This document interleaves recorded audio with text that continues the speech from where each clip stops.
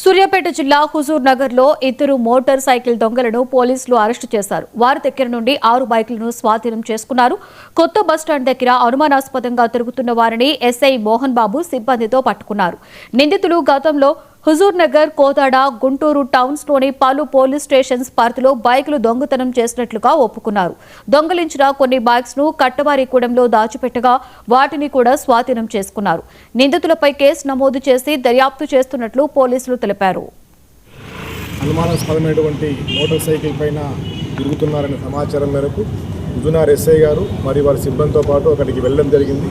వెళ్ళి ఆ ఇద్దరు వ్యక్తుల్ని పట్టుబడి చేసి ఆ మోటార్ సైకిల్ యొక్క వివరాలన్నీ తెలుసుకునగా దానికి తగిన ఆధారాలు లేకపోవడం వల్ల వాళ్ళని తగు విధంగా వాళ్ళని విచారణ చేయడంతో వాళ్ళు మొత్తం ఒక 6 మోటార్ సైకిల్ని దొంగతనం చేసి వాటిని ఒకటి హుజూర్ నగర్ ఈరోజు పట్టుకున్న మోటార్ సైకిల్ హుజూర్ నగర్ ప్రాంతానికి సంబంధించింది. దాంతోపాటు కోదాడ టౌన్లో కూడా ఒక మోటార్ సైకిల్ వాళ్ళు దొంగతనం చేయడం జరిగింది. దాంతోపాటు గుంటూరు జిల్లాలో ఒక 4 మోటార్ సైకిల్ని వాళ్ళు దొంగతనం చేసి అమ్మమ్మ ఊరు దగ్గర వాటిని దాచిపెట్టి వీటిని మళ్ళీ ఇక్కడ నుంచి ఎవరైనా తెలిసిన వాళ్ళకి అమ్ముదామనే ఉద్దేశంతో వీళ్ళు ఆ విధంగా తేవడం జరిగింది. 6 మోటార్ సైకిల్ సంబంధించి అంతటా కూడా పోలీస్ కేసులు నమోదై ఉన్నాయి పోయినప్పుడు.